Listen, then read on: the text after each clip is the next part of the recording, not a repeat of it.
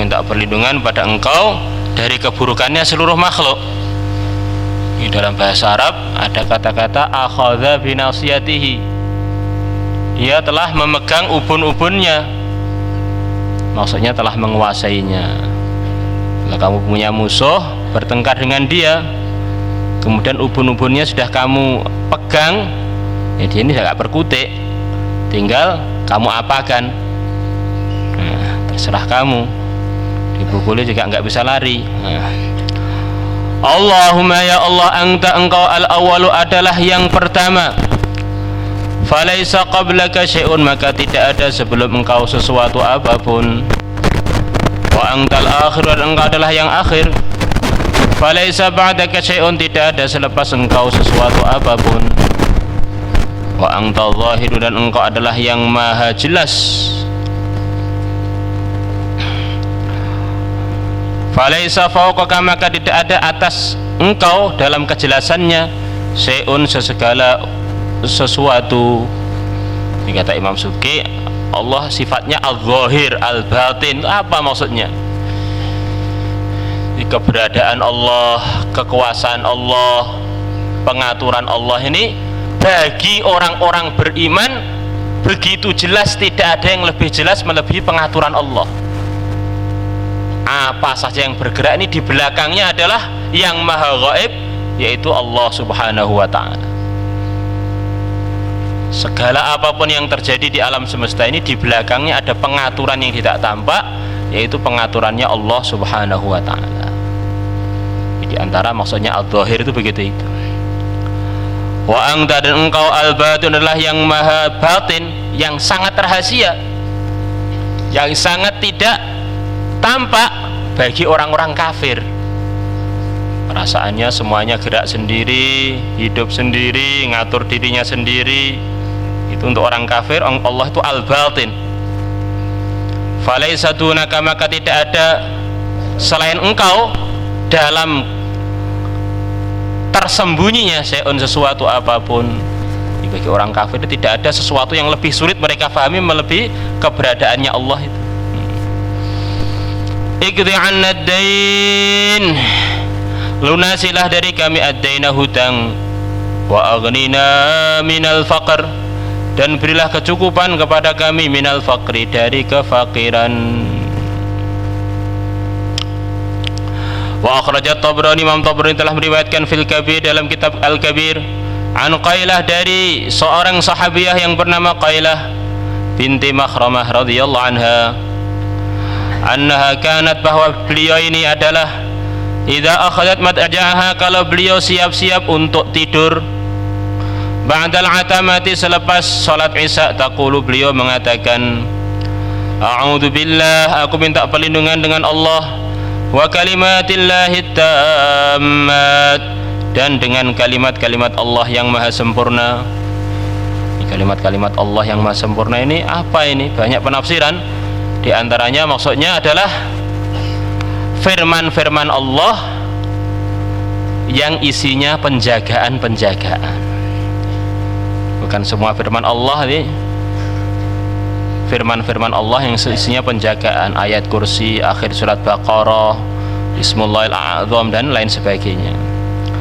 Allati, yang kalimat-kalimat tersebut, la yujawizuhunna, tidak bisa melewatinya, barun, orang yang baik, wala fajirun, dan juga tidak orang yang pendosa.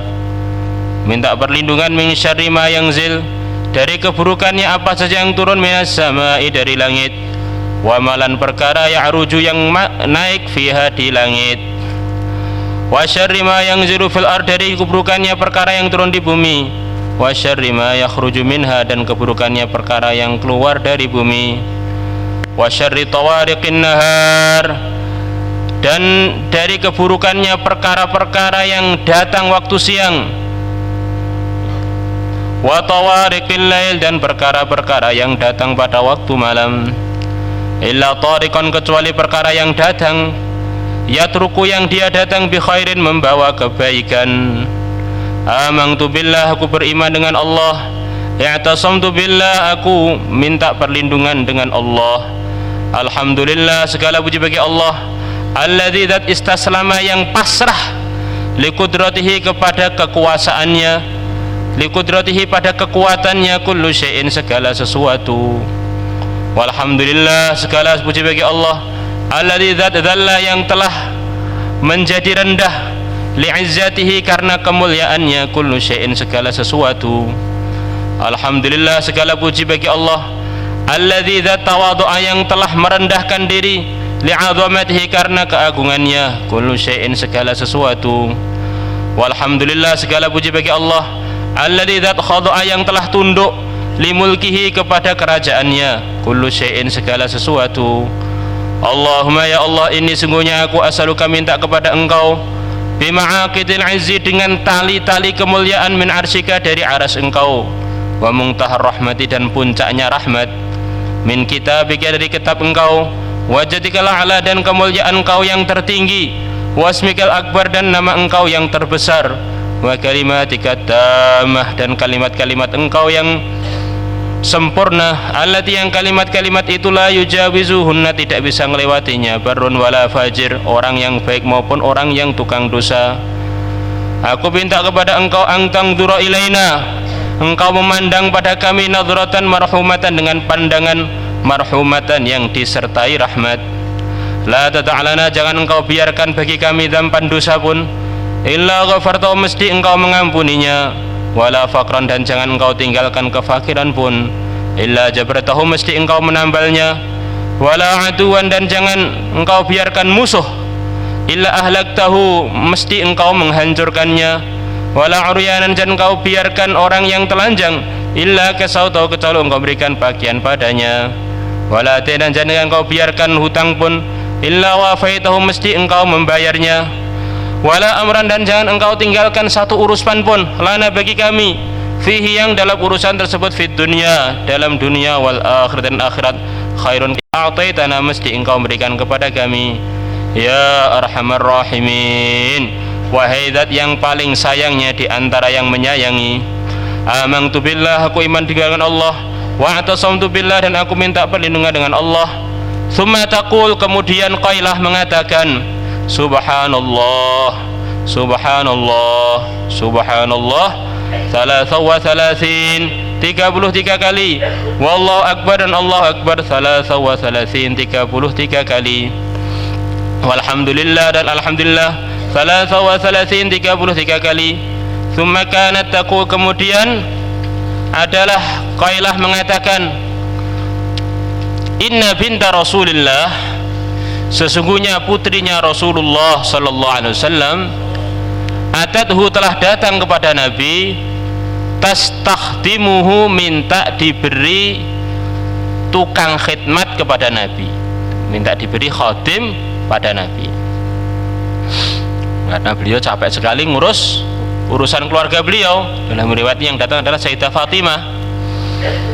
Faqala, maka Nabi bersabda pada putrinya yang datang itu, ala adulluki, maukah kamu saya tunjuki, ala khairin atas sesuatu yang lebih baik, min khadimin melebihi khadim. Faqalat, maka putrinya mengatakan, bala iya. Fa'amaraha, maka beliau memerintahkan putrinya, bihadhihi dengan doa ini, indal maj'i ketika mau tidur, ba'dal atamati selepas salat isya.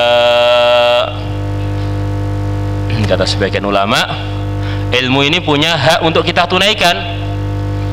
Di antara haknya, walaupun itu ilmu fadhail, amalkanlah walaupun satu kali, biar kita telah menunaikan haknya, akhirnya kita mendapatkan keberkahannya. Kalau bisa doa yang guru kita baca tadi kita amalkan setiap sebelum tidur, minimalnya pernah sebelum tidur kita kerjakan, akhirnya kita dapat nur dari doa yang diijazahkan dari Rasulullah SAW tadi. Insyaallah semuanya niat insyaallah. Ini ceritanya doa ini diijazahkan pada Sayyidah Fatimah adalah karena beliau ini perlu sekali pada pembantu yang membantu beliau. Akhirnya diberi doa ini dengan diberi targhib oleh Nabi bahwa doa ini lebih bermanfaat, lebih baik daripada wujudnya orang yang membantu kamu. Maknanya kata sebagian ulama, kalau orang baca doa ini, Allah beri kekuatan dia berlipat, Allah beri energi dia lebih, walaupun dia ini tetap zahirnya seperti itu, tapi kekuatannya seakan-akan bersama dia ini lebih dari seorang pembantu. Akhirnya dia mengerjakan pekerjaan-pekerjaan yang berat bisa diselesaikan. Nah, ini pengalaman orang yang pengalaman. Kalau ini dikerjakan sebelum tidur, bangun tidur itu capek-capek hilang. Bangun tidur jadi seakan-akan tidak ada pekerjaan berat yang pernah kita kerjakan. Benar-benar segar dan benar-benar ringan badannya ini. Karena ini asbabul wurudnya hadis ini, ceritanya ijazahnya ini ijazah untuk orang capek. Nah, kita ini pagi belajar, pas zuhur belajar, ngasar belajar lagi, maghrib belajar lagi sampai tengah malam. Nah, kita doa ini besok pagi itu bangun-bangun sudah seger lagi. Ada orang itu belajar, tapi belajar itu setengah tidur. Akhirnya belajarnya tidak bisa maksimal, badannya loyo, terus pelajaran kurang bisa maksimal dia pahami. Melek tidak melek, tidur juga tidak tidur. Akhirnya sulit untuk bisa menangkap kebaikan-kebaikan di sekelilingnya dengan baik. Wallahu a'lam. Takror. Ini sudah sebentar lagi mau kurban, 10-an hari lagi, dan tidak ada amalan yang lebih baik waktu hari Idul Adha melebihi amalan nyembelih kurban itu sendiri. Maka bagi santri-santri yang ada kemampuan, bagaimana usaha untuk berkorban setiap Idul Adha. Bagaimana nanti pada hari kiamat orang-orang yang korban akan diberi hasanah oleh Allah sebanyak bulu binatang yang dia korbankan itu. Bagaimana nanti pada hari kiamat orang-orang yang korban akan naik binatang-binatang korban mereka. Orang-orang lain kepanasan jalan kaki, orang-orang yang mau korban, yang ada kemampuan, mereka naik binatang-binatang yang dulu mereka korbankan di dunia. Dan kalau mereka haus, Allah keluarkan dari tanduk-tanduk binatang korban ini air yang mereka minum ketika orang-orang kepanasan di mahsyar. Ini satu kesempatan besar bagi kita. Tinggal berapa hari lagi, bagaimana ada kesungguhan kita ini di dunia ini ingin cari bekal sebanyak-banyaknya untuk akhirat. Makin ada kesempatan di depan mata kita. Ini bekal biar nanti punya transport menuju surga, tidak capek-capek nanti di sana. Kalau kita nggak nabung sekarang, nanti di sana kita jalan kaki. Kalau di dunia ini jalan kaki, jamaah khurud jalan kaki bagus, pahalanya banyak. Jadi kalau di mahsyar jalan kaki nggak ada pahalanya, malah capek. Ini ada kesempatan-kesempatan di. Kalau nggak mampu kambing, ya apa yang mampu, ayam-ayam boleh. Seperti fatwanya sebagian ulama bagi orang-orang yang tidak ada kemampuan. Jangan kita biarkan kesempatan emas lewat begitu saja tanpa kita mengambil manfaatnya. Kita sembelih, kita juga boleh makan, bisa diberikan sebagian pada teman-teman kita, dapat pahala lagi. Masya Allah. Ini keuntungan dunia akhirat namanya.